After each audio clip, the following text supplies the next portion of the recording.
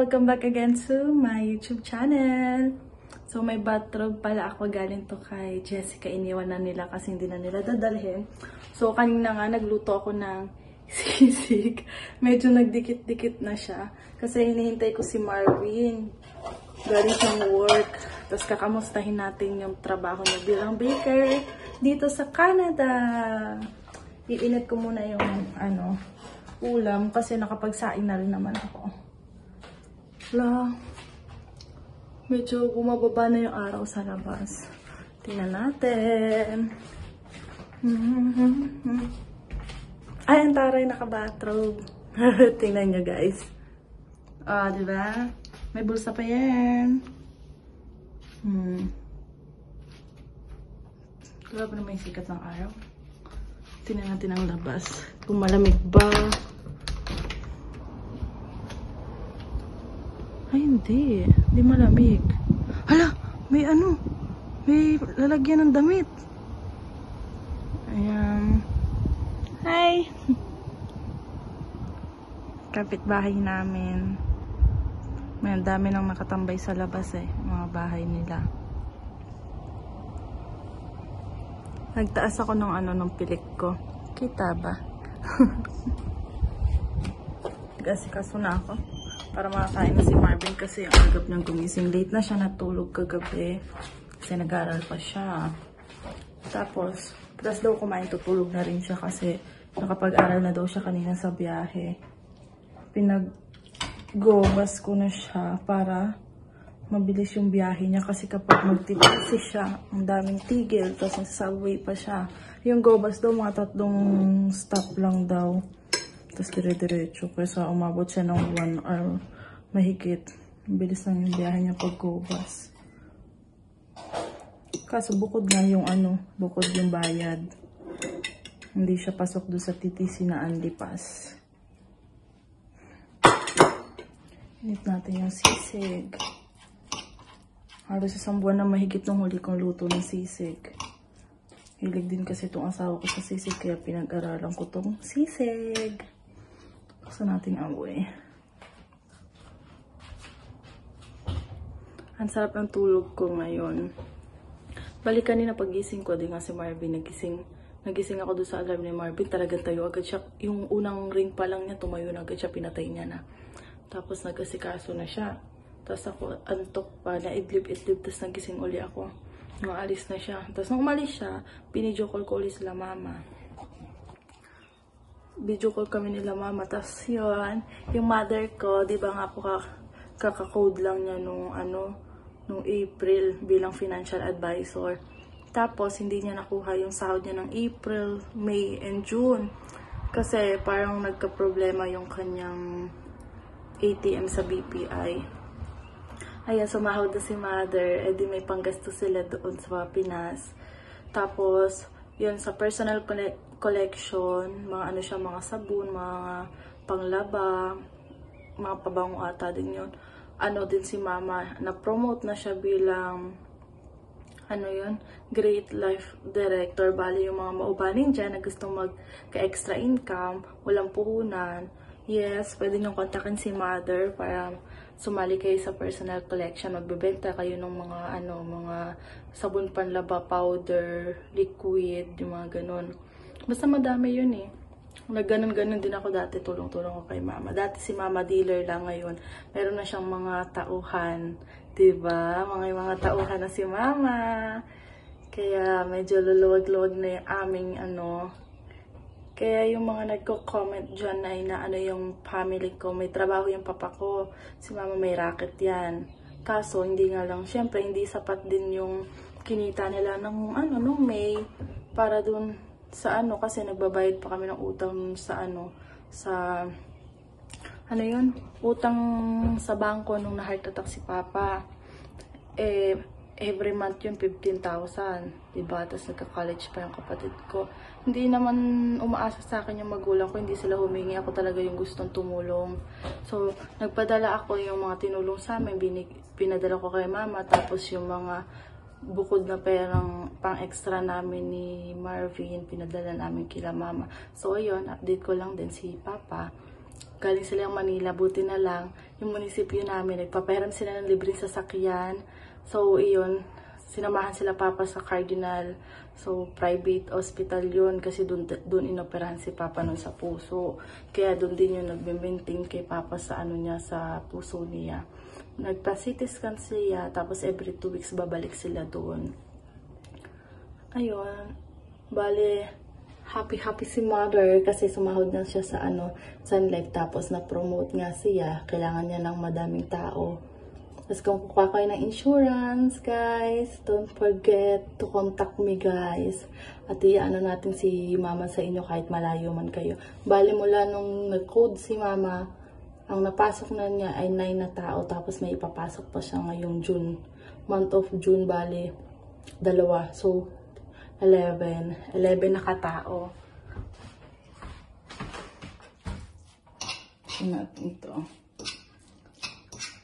Pagdating ng mga pagdire-diretso na yung Sun Life ni mama, madami na siyang naipasok, saka yung mga personal collection.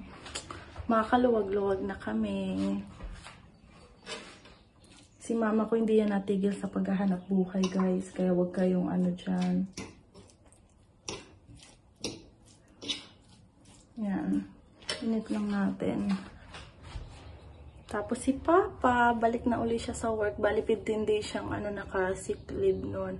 Tapos ngayon nagbalik na siya. Pero sa ospital, siya na kasi yung parang dati, nagsipag-resign na kasi yung mga kasama ni Papa, tapos bago na yung mga kasama niya. Ay, nag-retired pala. Kaya si Papa na yung parang senior dun sa kitchen siya. Dati siya yung nagtatad-tad, luto ngayon. Parang mayroon siyang mga bago na binabantayan na lang nila. Tapos inadun din siya nung parang chip nila dun na hindi si Papa makapag-work ng mapagod na trabaho. Kaya madami siyang kasama dun. Binabantayan lang yung mga niluluto na mga kapagkain. Ayun. At exam week na ni Marvin. Kaya siya, ayaw magpa-istorbo. Nandun siya sa kwarto, nagbabasa-basa. Habang ako nire-ready ko yung pagkain namin. Kunin natin yung Coke. Ito galing pa kay Kuya Ador. Binibigyan kasi ako ni Kuya Ador lagi ng Coke. Hindi naman ako masyadong ng Coke. Dry na dry yung kamay ko. Ito masyadong umiinom ng Coke araw-araw. Ayan. Hindi mainom namin ni Marvin ngayon.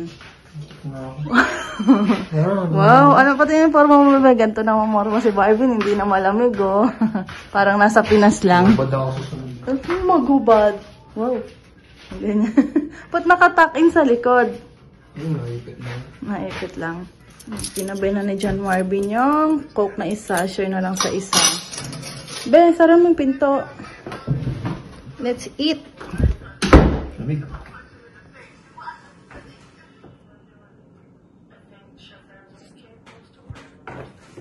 Lotion ako. Ako kamay. Tapos nang kumain, guys. Ubusin. Ubusin. Halos maubos. Sabi mo kanina, ang dami-dami, tapos naubos mo. Gutom na gutom ako. Tingnan mo yung kanin namin. 3 yan, ha? 3 ba? 3 yan. Oo, baliw. 3 yung sinain ko. Di ba 3 sinasain ko, pang umagahan ko na yun. Pang tanghalian, tapos may yung kalahati sa'yo yan. Puno nga pala yan. Ang lakas mong kumain. Hindi gutom na kasi.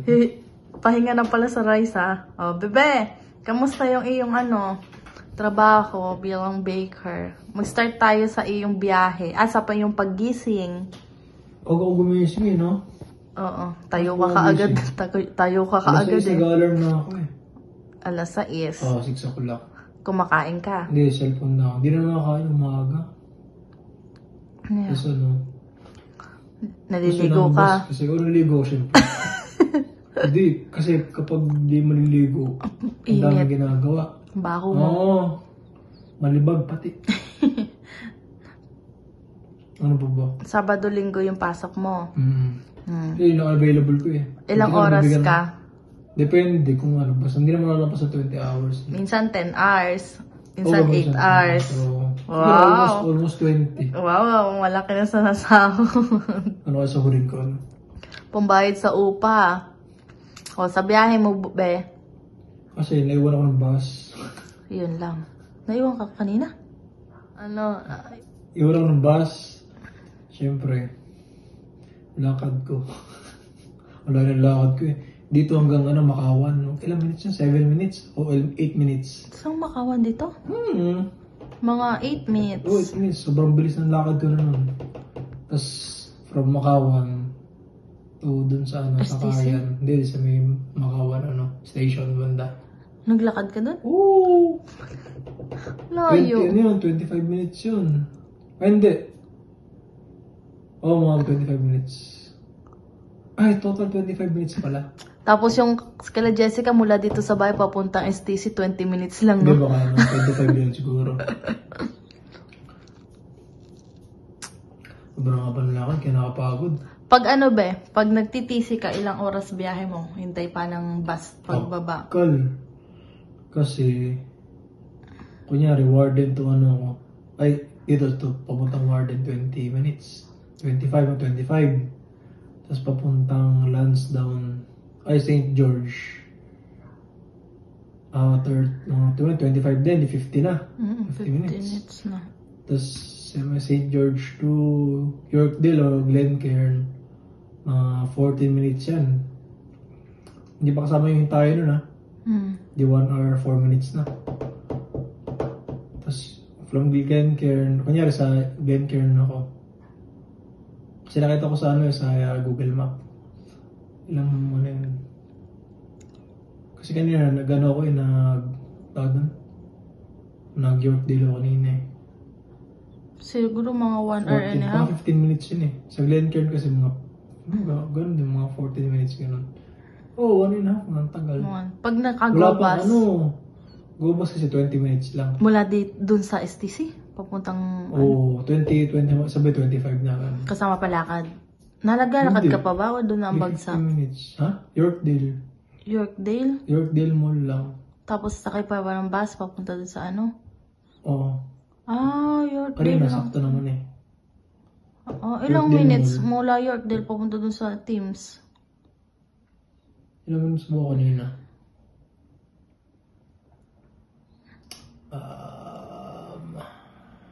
Para ka na rin pala dun sa Mas malayo pala yung sa'yo. Ay, hindi. Ganun din. Parang, kasi yung biyahe ko mula dito papuntang halos 1 hour, 1 and a half din mula downtown. Dahil sa paghihintay nga ng bus. Tapos na matagal. Oo. Yun nga. Natagal. Sacrifice muna kasi kailangan natin ng trabaho. Tsaga-tsaga na lang.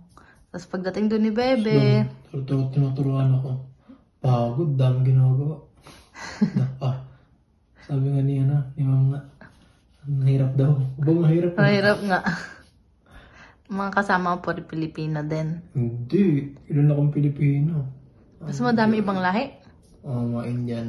1, 2, 3, 4, 5, 6, 7, 8, 9. 9 lang kami. Na Pilipino. Parang 9 nga lang. Tapos may 30 minutes break, bayad. Oo, bayad. Tsaka may vacation pay. Ang Bebe. Tapos may free food din siya. Try nga ko rin cilantro. Sarap. Anong store ng cilantro? I-google mo na lang. Nasa siya, yung bilog ba? Nasa buo. Na para may kanin? Anong yung chicken? Mga chicken, gulay-gulay? Chicken, tas rice, lettuce, tas yung... Sarsa? Hindi. May salsa rin. May pa ba yan? Yung crispy chicken. Tapos... Naka-ice coffee ka o tubig lang? Hindi, tutubig lang kayo. Mag-ice coffee. Pero may ice coffee din free? Oo. Wow!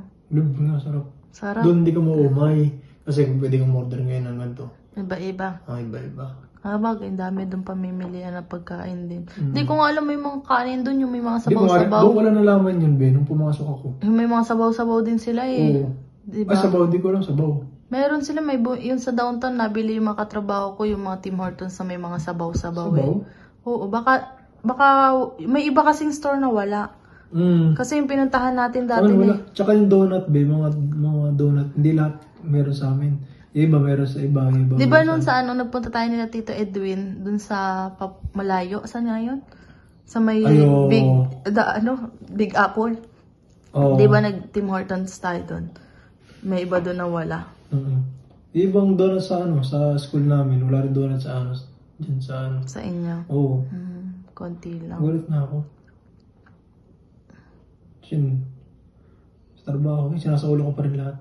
Kasi twice a week lang ako nagtrabaho. Twice a week lang. Ang haba ng oras. Haba. Hindi ko talaga magamay kasi kung araw-araw sana, kada twice a week lang. Malapit ng reading week mo. Pwede ka mag-work pala. Ano, tumutot ka pa? Hindi, ringtone yan. Bako eh. Pa 5 days ka. Wow, laki ng mo nun. Kasahudin mo. Pa 5 days ka. Pagod. 5 days. Di bali 7 days ka sa 2 weeks. Hindi. Paano yung gagawin? Hindi. 7 days kasi sa reading week. Di ba 1 week yun? Mag-off ako 2 araw. 5 days ka papasok. Sa susunod na week, meron ka Sabado at Linggo. 7 days sa 2 weeks. Hindi. Kasi next week, Sabado at Linggo, di ba? Pasok ako. Mag-off muna ako siguro Monday. Tapos Tuesday to Saturday. Hindi, ang cut-off ay sa susunod na linggo pa. Hindi ba 7 days? 7 days yung sasahudin mo. Ayos din. Kaipon na. Wow, last tuition na. Diyan, okay na yun. Ano ba ang tatanong mo? Ang ganda ba, misis mo? Siyempre. Siyempre. May kutsilyong hawak eh. Tami ka. Tama mo na ulit. Magpapagupit ka na uli, bebe. Pagupit nga ako. Puti doon sa dito hindi problema ang buhok sa trabaho. Ito yung problema ako, mahal lang pagupit. Pero wala nang magagawa eh. Hanap pa tayo, di ba mayroon daw Pilipinong mas mura? Saan nga ba sinabi dito, ni Tita Remy? Sinabi din. Ay, hindi. Naka-uniform ka na Mayroon na siyang uniform na pang baker. Pati yung pang niya, slacks din bigay din. Tapos, meron siyang sombrero ba yun? Pero yung sapatos niya, yun din yung ginagamit mo sa Five Guys. Ganon din. Ganon din ang allow nila? Yun ang allow nila sa okay lang din. Basta non-slip lang doon. Okay na. Gusto ko nga yung dapat pala. Gusto ko rubber shoes. Rubber nga dapat pala. Gusto ko rubber shoes. Oo nga. Tingnan mo na bulok-bulok din yung aking kuko dahil doon sa goma. Sa paa, Mas maganda nga rubber. Gusto mo mag-rubber na lang? Bili ng rubber. Magkano ba yung rubber? Baka mahal kasi. Baka mga 80. Mahal. Pang matagalan na naman yun. Bagay. Mas maganda yung rubber Ang sakit kasi sa paa ng goma. Mas maganda yung komportable, no? Bayo, syempre. Balo ko yung hinlakid sa paa. Pangit tuloy. Hindi maganda yung rubber. Hindi, tsaka naman pwede na naman nakaipon na naman Kasi mabulok yung kuko sa paa. Sige na, magpaalam ka na at matutulog ka na. Babush. Babush. Don't forget to like and subscribe to my YouTube channel, guys. Sa yun ang buhay ng asawa ko dito.